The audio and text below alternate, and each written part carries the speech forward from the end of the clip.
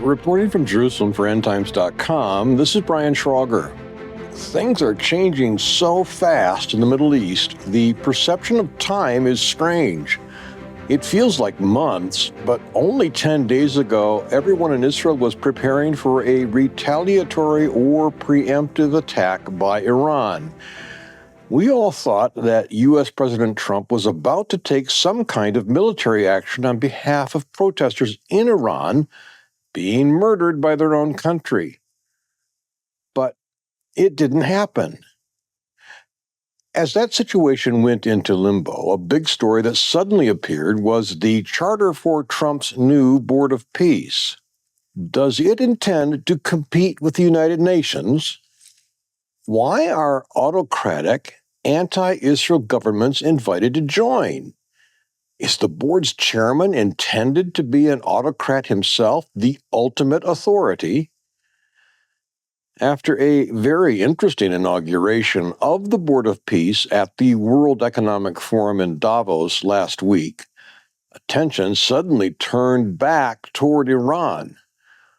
Trump affirmed that the USS Abraham Lincoln and its fleet was leaving the South China Sea for the Middle East. Where do things stand with Iran? The U.S. has got sizable military assets. We're watching Iran. You know, we have a lot of ships going that direction, just in case. We have a big flotilla going in that direction. And we'll see what happens. We have a big force going toward Iran. I'd rather not see anything happen, but we're watching them very closely. As the Abraham Lincoln and its fleet began to move, it promptly disappeared. Its radar and GPS locators turned off.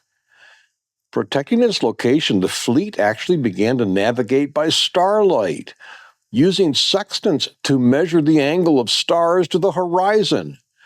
When the horizon wasn't visible, it used dead reckoning, basically aiming its direction based on its last known position. Radar turned off. It hacked the radar pulses of other ships and monitored civilian air traffic control communications. Other ships in its fleet traveled ahead of the huge carrier to warn off commercial traffic, while so-called vampire sailors used night vision goggles to find any small craft that found themselves in close proximity to the aircraft carrier. Ship-to-ship communication was done by lasers that carried information and orders back and forth on waves of light. And to prevent a wake that could be detected by satellites, the fleet deliberately moved at a snail's pace of less than 10 knots, approximately 10 miles per hour. Once the fleet was within striking distance of Iran, regional concerns returned. United Airlines, Air Canada, British Airways, Lufthansa, Air France, and KLM either suspended or canceled flights, not only to countries next to Iran, but also to Israel.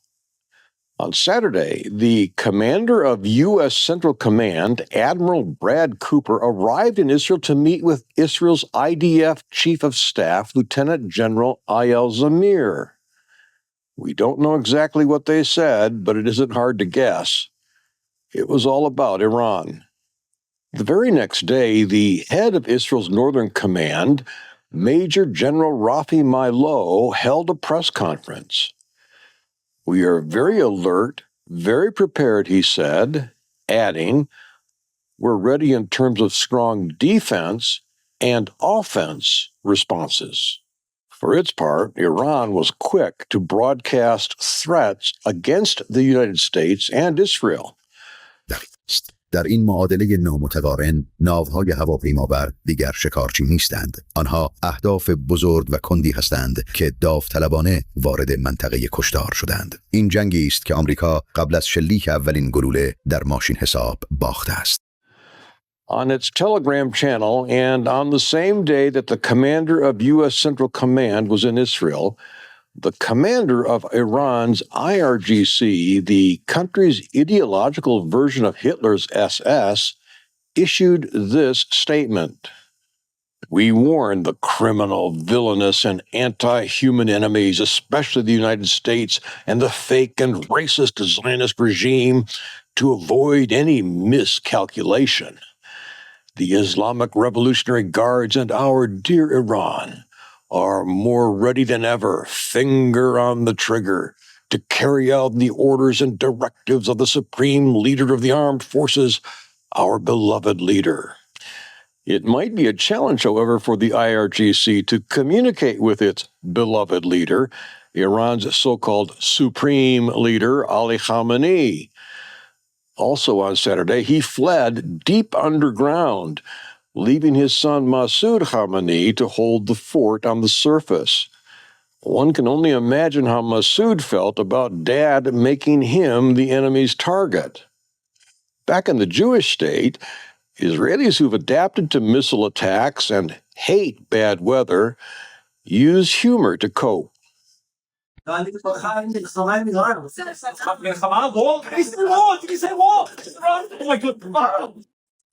that's going to rain tomorrow.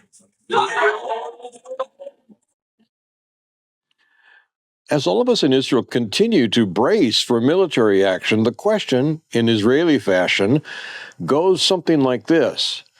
Is this going to happen or not? Yalla, get it done. Let's go already. Israeli veteran journalist Ron Ben-Ishai acknowledges that the most pressing question from the Israeli public's perspective is when and what will happen in Israel if the United States attacks Iran, or if Iran strikes first to exact a price from the Americans and from us before a wave of fire descends on the regime in Tehran. Put bluntly, will we and when once again hear air raid sirens in the middle of the night and run to safe rooms and shelters several times a day? He continues, according to all indications, no one can answer that question, not even Donald Trump himself, whose record shows he decides at the last minute and even then, not definitively. Even so, Ben-Ishai argues that Trump's decision rests on 5 questions.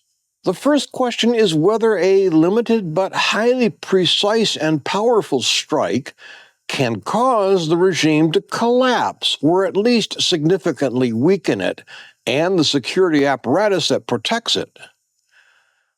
The second question is whether there is, or soon will be, leadership among the Iranian people who can exploit the regime's weakness and topple the regime completely, or at least force a fundamental change in its domestic policy towards its citizens and its religious caliphate extremism endangering the region and the world.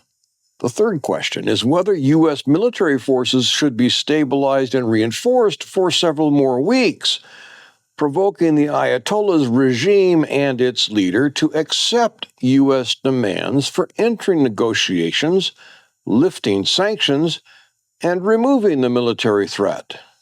The fourth question is this.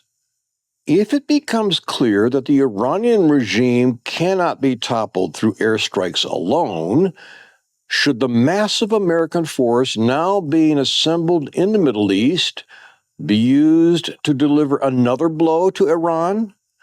For example, destroying what remains of the Ayatollah's military nuclear program, its ballistic missile infrastructure and production capabilities, its drones and underground stockpiles. In short, finishing what we and the Americans did not complete in the 12-day war 8 months ago. The fifth and most critical question is this. Do the Americans have sufficiently precise intelligence and a realistic capability to achieve any of these objectives? And above all, at what cost? What will be the price in casualties, destruction, and disruption to energy supplies that the United States and its allies will pay if Trump decides to strike Iran? So, How should we respond to all these things? Yeshua's admonition to tribulation saints applies to us as well. Watch yourselves, he said. Do not let yourselves be loaded down with too much eating and strong drink. Do not be troubled with the cares of this life. If you do, that day will come on you without you knowing it. Be sure to watch. So yes, we watch for ourselves, but also for those we love, for our neighbors, and for Israel. Are you aware that the psalmist's admonition to pray for the peace of Jerusalem includes an implied admonition to love its people, that it includes the benefits of peace within your walls, and that all may go well within your houses? This is the context.